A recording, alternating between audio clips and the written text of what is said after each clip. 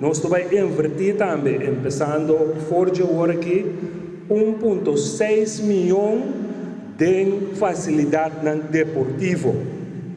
Então, é 1,6 milhão aqui também tem semana que passa aí, de sua editora papeleio, que tem em molina de governo, essa aqui também guardo aprovar, então riba papel, nós temos que nós vai pôr 1,6 milhão aí na disposição de FDDK, para assim é trabalho por cana muito mais lié, para sombra do governo sempre processo não tarda, mas tanto, então se dezembro chega, me perde 1,6 milhão aqui, então pensei nós toma a decisão que nós põe sem aqui nada, para assim é trabalho por cana mais lié possível.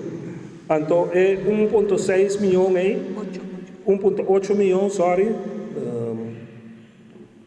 1,4 milhão também vai para nós botar hierba na dois veld, esse é veld de Sabana Ballpark, que também há hierba, então também nós também pôr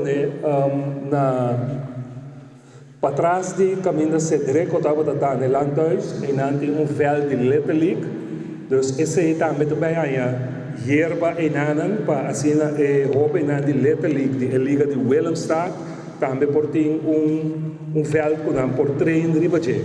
Dus 1,4 milhão mais ou menos, tu vai para nós pôr dois veld de condicionam, que tem mister, para não por ter hierba artificial, para muito não por trem.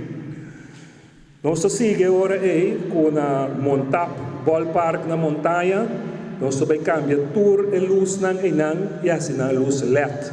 Na momento nan aqui não tem luz, pero não tem aios que a luz não está funcionando.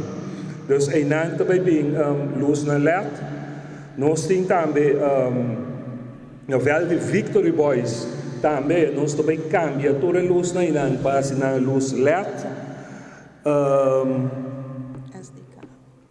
SDK, nós também botar scoreboard, que para o roupa aí nota de função, então aí não também bem scoreboard,